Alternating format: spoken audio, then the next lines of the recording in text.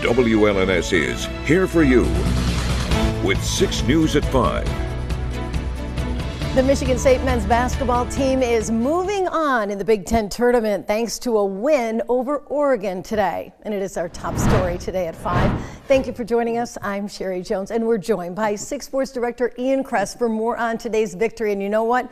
It was a great day if you're a Spartan basketball fan. Oh, you got that right, Sherry. MSU ended Oregon's 8-game winning streak with a 74-64 victory. Our Tyler Driesinga is in Indianapolis to cover the tournament for us and has more on how the Spartans were able to win their 8th straight game. It may be a different environment, but we saw the same steady MSU team we've seen all season long on Friday. With a huge crowd advantage, Michigan State wasted little time making Gainbridge Fieldhouse feel like home. In a crucial stretch in the second half, Oregon went over 5 minutes without scoring a single point, as MSU stuck to the same winning formula it's used all year, spreading the ball around on offense and letting defense lead the way. I feel like defense travel. It don't matter what type of gym it is. It don't matter what ball we playing with arena. I feel like defense always could keep you in a game. So that's what we hang our hat on. And then when the offense clicking too, I feel like we just a tough team. We've solidified ourselves on where we've been. This stretch of games has been unbelievable, and we played probably as good or better than almost any time in my career, other than maybe that national championship run.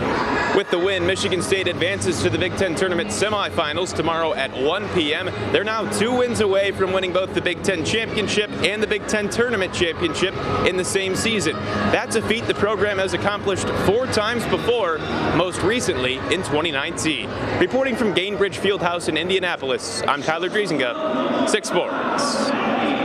All right, thank you, Tyler. Now, funny enough, Michigan State was not the only basketball team that I know your department had eyes on at noon today. Oh, yeah, that's right. The Breslin Center, the East Lansing boys basketball team, was taking on the reigning state champions Orchard Lake St. Mary's in the Division I state semifinals. And for the first time since 1958, the Trojans have advanced to the state championship game. East Lansing took down the Eaglets 51-44 this afternoon. Orchard Lake St. Mary's jumped out to a 10-point lead in the first quarter, but East Lansing was able to weather the storm and lead by 1 at halftime. Junior KJ Torbert led East Lansing with 19 points, and sophomore Kingston Thomas, who gave East Lansing the lead for good in the fourth quarter, had 12 points as the Trojans are now 1 win away from winning a state championship. It was exciting, you know, that moment where we know we won the semifinals and we made it to the Braves. That's just, it's a dream come true for all of the guys. So yeah, we were excited. We all have been playing together since we was little, so we all building up chemistry to make each other better. So that's what we did. Going out there on the first time, just looking at all the seats in the crowd and the big old jumbotron, the music playing, it was a little shocking at first, right? But all the lights, but we just had to keep our composure, and we went out there and gave it our all. It was super fun tonight. So East Lansing will now take on Wayne Memorial for the state championship at 12:15 tomorrow back at the Breslin Center. We'll have more coverage of EL's win today coming up at 6 News at 6, as well as 11 on the Dean Trailways 5th quarter. Thank you, Ian. Great job tonight. Well, new at 5, a case of measles has been confirmed in Oakland County. Officials say it involved international travel, and other people have now been exposed.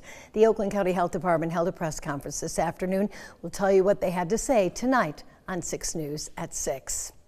A presidential visit to the Department of Justice is a rare event in order to avoid the appearance of partisan influence on investigation. But that's what President Trump did today, and our Erica Brown is here for you with the very latest from the Capitol. President Trump brought a message to the Justice Department Friday saying his administration is restoring law and order. I have no higher mission as President of the United States than to end this killing and stop this law breaking and to making America safe again, and that's what you're all about in this room. Trump laid out his vision for a department focused on crime and immigration. And they said, no, people that come into our country are all wonderful people. No, they're not wonderful. These are stone cold killers. These are killers they make our killers look nice by comparison. Trump says the department was weaponized under the Biden administration to carry out political attacks. The case against me was Earlier, Trump offered rare praise for a Democrat, saying Senate Minority Leader Chuck Schumer is doing the right thing, voting for a temporary spending bill to keep the government open. Schumer said a shutdown would enable Trump to escalate efforts to slash the size of government. Allowing Donald Trump to take even much more power via a government shutdown is a far worse option. A shutdown would allow DOJ to shift into overdrive. The bill needs bipartisan support to clear the Senate ahead of a midnight deadline. Erica Brown, CBS News, Capitol Hill. Here in Michigan, Vice President J.D. Vance made a stop in Bay City where he said the Trump tariffs are good for the economy and says it's a way to correct a long-standing problem. Between the 1990s and the election of Donald Trump the first time back in 2016, this country lost 5 million good manufacturing jobs. And we saw over 90,000 American factories, great American factories, shut their doors. And as I know I don't have to tell anyone here today, when we lose the ability to make our own stuff, we abandon a way of life, one that has sustained towns like Bay Cities and countless other communities from Middletown, Ohio, to a ton of communities all across the Midwest. But not everyone feels that way as the Trump administration continues to cut federal funding and government jobs. Economists say there are consequences. Our Taryn Simmons spoke to an expert today and has a first-hand look now at how these government cuts could affect average Americans. Taryn? Sherry, I spoke to economics professor at Michigan State University who says there's a slight effect these cuts can have on our economy. So far, hundreds of people at the National Oceanic and Atmospheric Administration were laid off in February, and around 80,000 VA workers are expected to be let go. Antonio de Blas Madrid, an economics professor at MSU, he says one of the major effects for some will be the direct consequence of lost income. He adds that the federal employees who lost their jobs will struggle to find a new one on the same caliber and will result in them no longer spending as much money. That will directly affect restaurants and stores who will see a drop in sales. De Blas Madrid also says cuts to the IRS could lead to more tax evasion. There are fewer auditors. The IRS has less capability to monitor than for somebody considering whether to pay their taxes or take their chances and do something illegal. They're more likely to get away if there are fewer inspectors making sure that the laws are followed.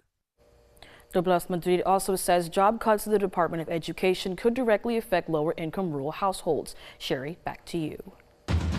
From Storm Tracker 6, this is Weather First, sponsored by Auto Owners Insurance. Simple human sense.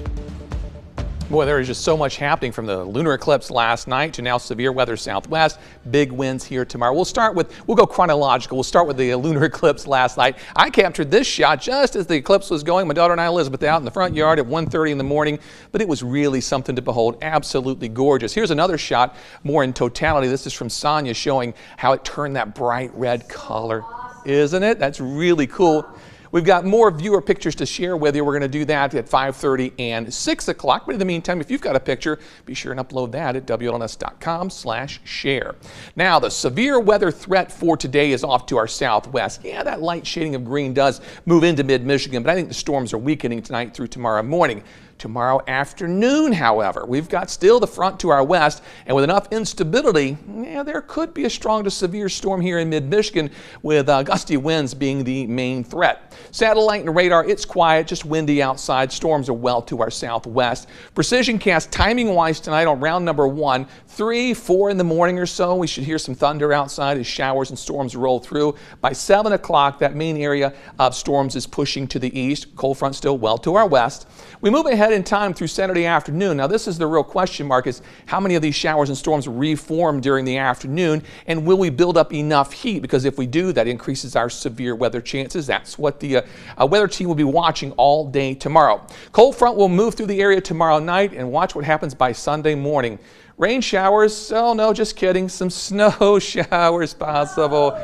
Oh, Sherry's not happy about that, but there could be a few flakes out there. Won't cause any major problems as temperatures will be above freezing. Wind gusts for the evening hours, 30 to 40 mile per hour winds, and then through tomorrow morning, 7 o'clock, winds could gust between 50 and 60 miles per hour through the midday hours. Then as we head through tomorrow evening, winds start to get a little bit lighter to our southwest, and we'll see an improvement as we head into the daytime hours on Sunday. Temperature-wise out this afternoon on our Grand Ledge Tower cam, temperatures at 76 degrees, wind gusts close to 30 miles per hour. Boy, it is warm out there. Jackson cam at 75, wind gusts so far today at 31 miles per hour. In Hillsdale today, we've got mostly clear skies, temperature 75, not much in the way of wind. Morning low was only down to 41, pretty mild. Other numbers, everyone's sitting in the mid-70s, no real complaints as far as the temperatures go. We'll complain about the winds tonight though, because though we sustain 15 to 25, but gusting 30 to 40. Showers and storms possible very late, and we only drop into the 50s tomorrow morning. Temperature 63 at noon, 71 tomorrow afternoon. Still lots of wind around the area and the threat for a stronger thunderstorm. The 6-day forecast on Sunday morning, maybe snow shower, but we're near 50 on Monday, back in the 60s Tuesday and Wednesday with a few rain showers.